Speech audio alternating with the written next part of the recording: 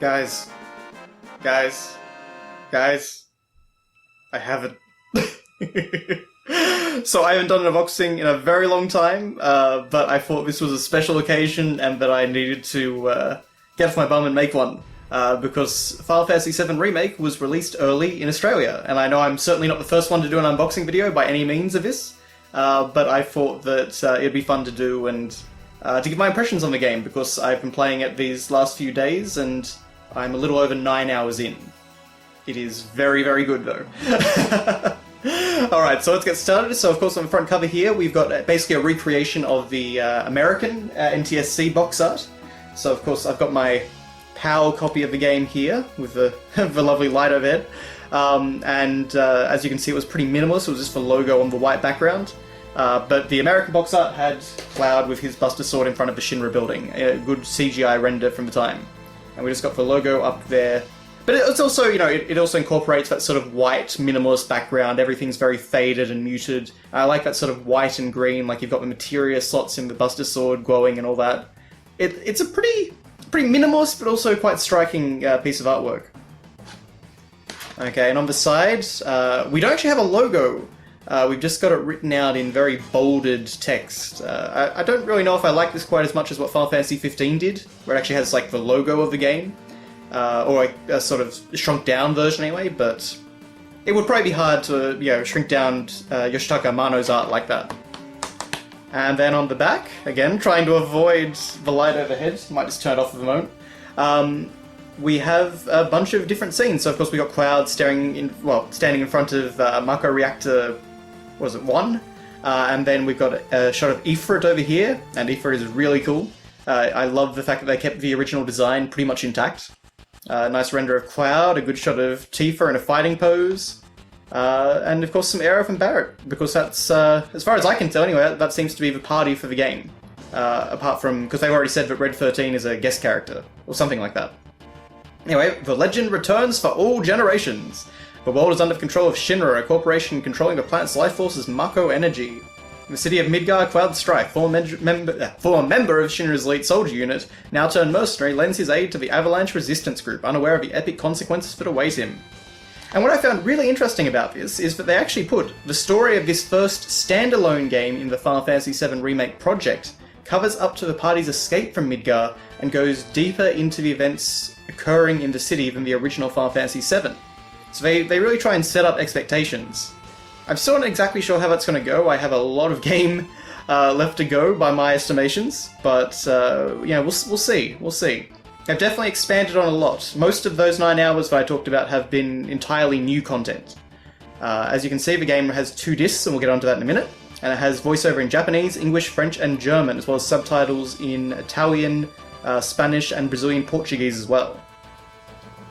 Okay, so I'll get the light back on just to give us a little more light. Unfortunately, we've sort of had grey days most of the time here in Australia, or where I am.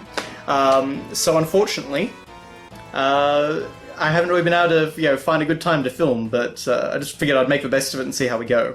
I guess I really haven't talked about that too much, but first we've got the discs here. So we've got our data disc, and so this is basically the same setup as Red Dead Redemption 2. So you've got a data disc that installs a bunch of data. It takes about an hour or an hour and a half.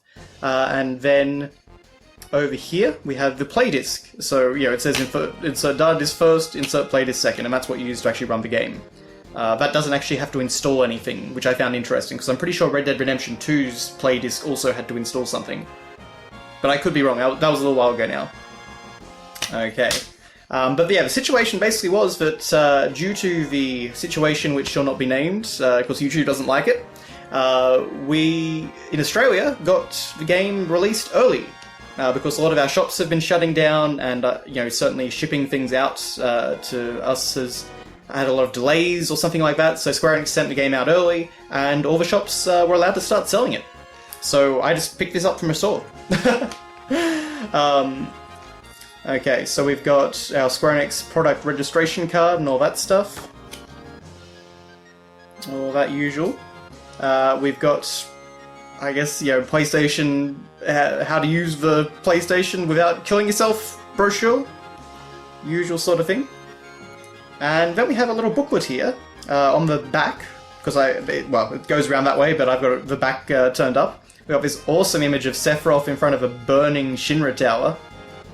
No idea, if that comes into the game or not. I haven't watched the final trailer. I specifically avoided it, seeing as I've already got the game and didn't want to be spoilt, and apparently there's a lot in it.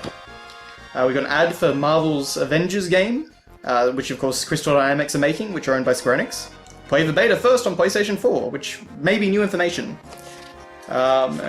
Then we've just got an ad for Final Fantasy XIV, and an ad for Kingdom Hearts 3 with the free demo.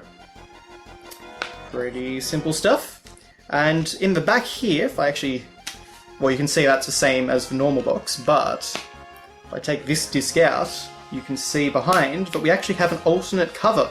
And it's a very minimalist cover, and what this is based on is the Japanese original PlayStation 1 release. And the Japanese release basically had sort of the Final Fantasy VII logo sort of up in the top right-hand corner, and it was a lot smaller than it was in the PAL version, but it was just a white background apart from that. So for this one, they've gone a black background, presumably to differentiate the remake with that, but they're making that homage anyway. So if you want, for whatever reason, you want a black spine, you can flip around the covers and do that. But personally, I think I like this a little more. Now, just out of curiosity, I thought we'd compare the back. Now, this is one of the things I actually do find really cool. So the back of the PAL version is a little different to the American version. You might notice that, which a lot of people pointed out on my Final Fantasy VII unboxing a while back. That, yes, it does spoil a lot of things. But we do actually have a shot of Ifrit, so there's some cool synergy there. No snowboarding shot, though. But, in terms of a description, the Shinra Corporation is draining our planet of its life forces. Cloud Strife, a cold-hearted mercenary, accepts a mission from a group of eco-warriors, unaware that it will lead him on a journey that will change not just his life, but the lives of every soul in the universe. Which really oversold it a little bit, but anyway. Welcome to Final Fantasy VII, an epic adventure on 3 CDs, where sorcery and science collide, where friendships are lost and won, and where one man can make a difference last forever. Not quite as epic on this description, but it is similar. So I talk about, Cloud, a former member of Soldier, and all that sort of thing, so... Anyway, I just thought that was kind of a cute little comparison. And even the discs, actually, I should say, are actually a little similar.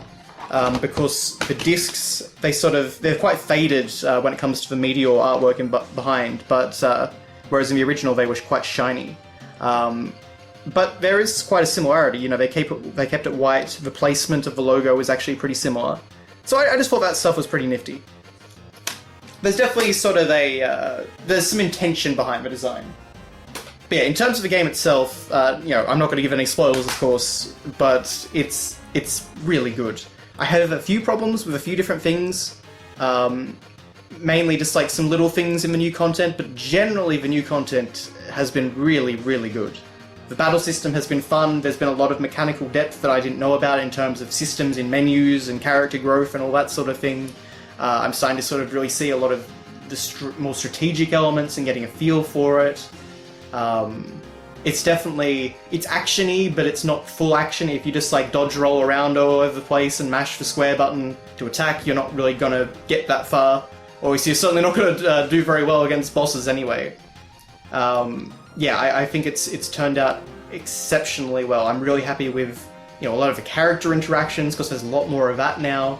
The voice acting has been excellent. I'm really happy with all the choices they made for the main characters so far. Exploration has been really good. In fact, level design has been great. Really, basically, probably the quickest and easiest way I can describe Final Fantasy VII Remake is it's what Final Fantasy XIII should have been to my mind. It takes the sort of design and sort of structure and soul, I guess you'd say, of previous Final Fantasy. So, if you think of Final Fantasy 7, 8, 9, 10, and it sort of, I guess, it moves it into the next generation, but it also sort of, we have carefully designed levels with exploration and puzzles and, evenly spaced out combat encounters, and it just all feels very, very well made and very nicely structured, and it just feels like what an RPG really should have been post sort of Final Fantasy 10 and 12. But, in some ways I'd still prefer it to be a turn-based game, but the battle system we've got is really enjoyable, and I've really been getting to grips with it and been digging into it and having a lot of fun.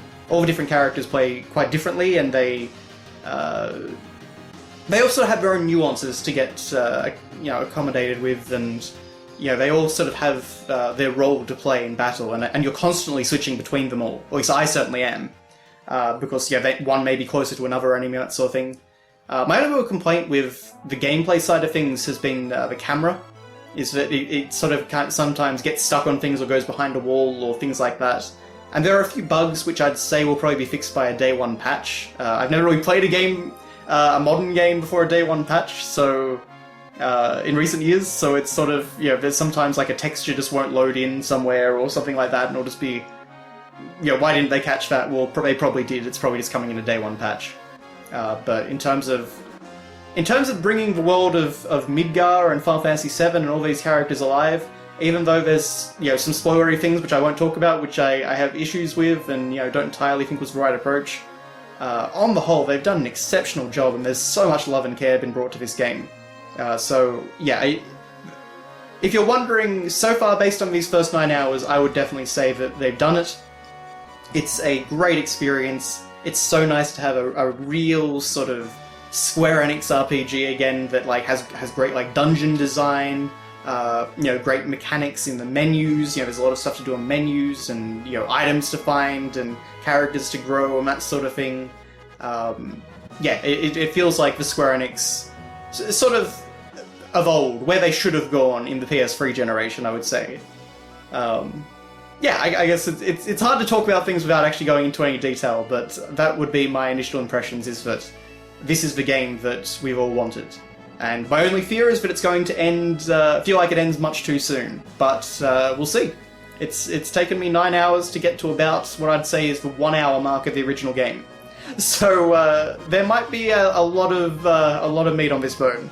I'll have to find out. But thank you guys very much for watching, and I'll see you soon.